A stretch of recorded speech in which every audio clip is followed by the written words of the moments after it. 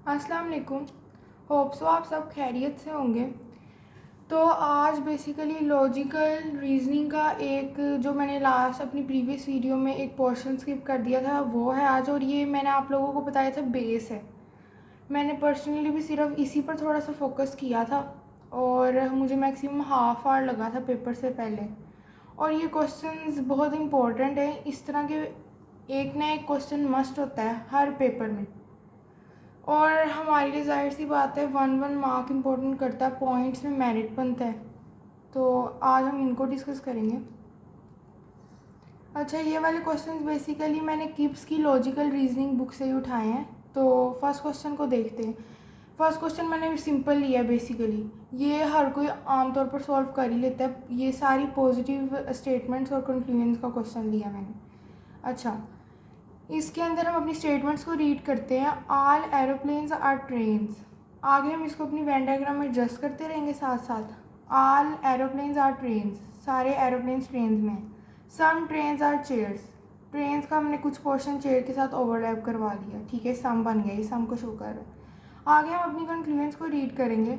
Some aeroplanes are chairs, तो इन दोनों का आपस में कोई रिलेशन नहीं बन रहा। हमें उन्होंने जो हमें अपनी स्टेटमेंट्स तक लिमिटेड रहना है।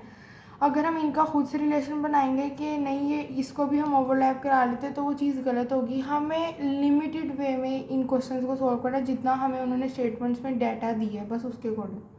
तो हमें इनका कोई रिलेशन नहीं दिया, ना हमारी वेन डायग्राम में इनका कोई आपस में ओवरलैप है, तो इनका जाहिर सी बात है कोई रिलेशन नहीं, तो ये स्टेटमेंट, ये कंक्लूजन हमारी क्रॉस होगी।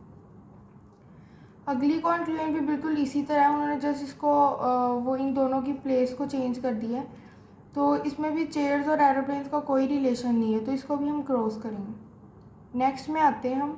सम चेयर्स आर ट्रेन्स, तो ये आपस में रिलेशन बन रहा है इनका, ये ओवरलैप पोर्शन ट्रेन और चेयर के दरम्यान है, तो ये हमारा ठीक होगा।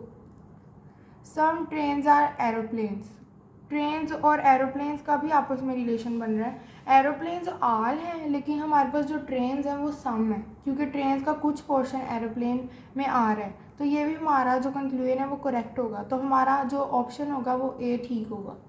अच्छा, नेक्स्ट क्वेश्चन की तरफ मूव करते हैं।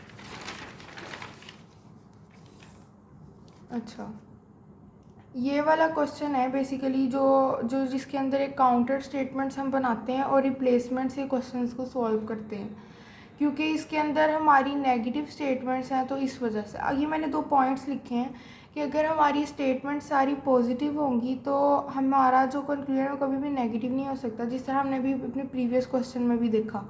लेकिन यहाँ पर मैंने आगे लिखा है कि हम चैलेंज तब करेंगे जब हमारी कोई नेगेटिव स्टेटमेंट हो। तो यहाँ पर हमारी ये वही क्वेश्चन, उसी की एग्जांपल है नेगेटिव स्टेटमेंट की। तो अच्छा, हम इस क्वेश्चन को देखते हैं। तो मैंने यहाँ पर एक चीज़ देखी है कि नो को हमने सम और आल से रिप्लेस करना है।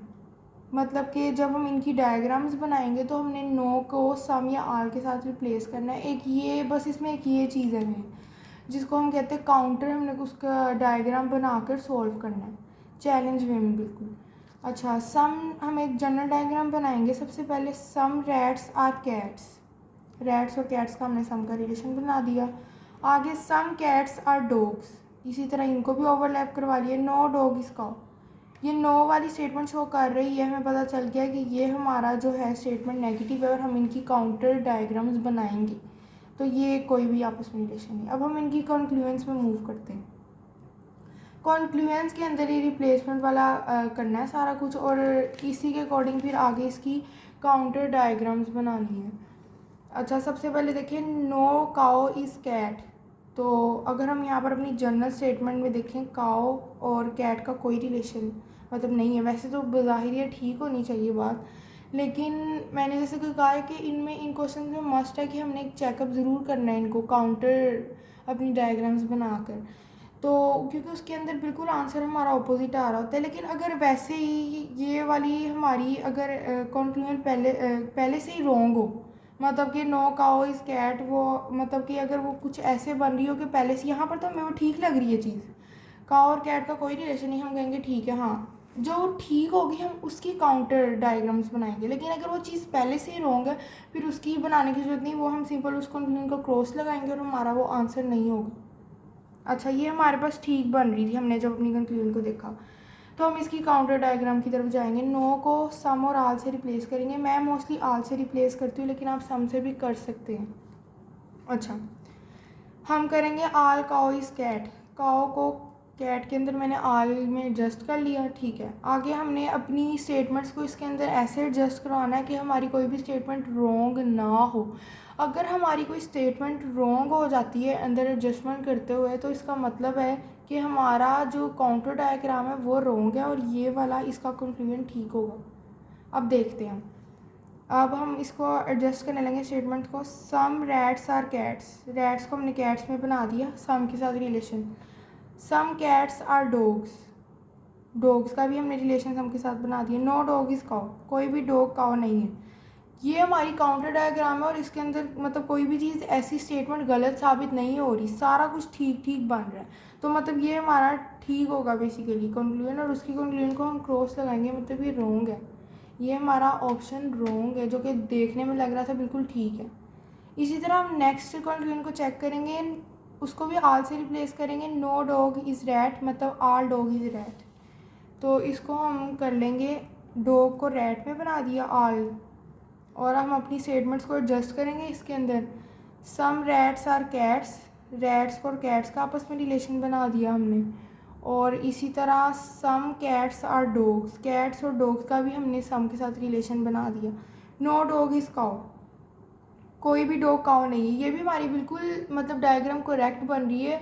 कोई भी स्टेटमेंट इसके अंदर हमारी वो निगलेक्ट नहीं कर रही, तो हमारा मतलब ये भी हमारी जो काउंटर डायग्राम है वो ठीक होगी, और इसकी कंक्लूजन जो उसने दी है गलत, जो कि हमें बाहर लग रही थी बिल्कुल ठीक है।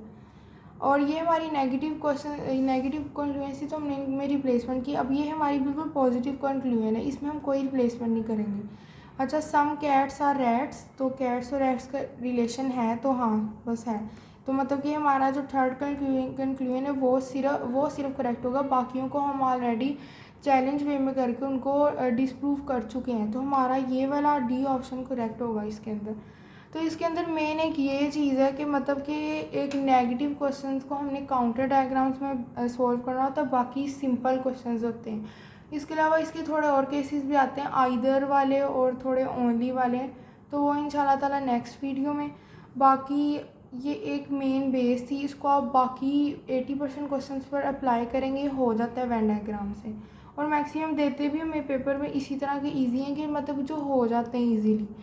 हम अकेडमीज़ में टफ़ क्वेश्चंस करते हैं, लेकिन पेपर में बेसिकली हो जाते हैं। तो इनकी थोड़ी बहुत सी practice, and that's it, you are done with this portion. So thank you for watching and अल्लाह हाफिज़।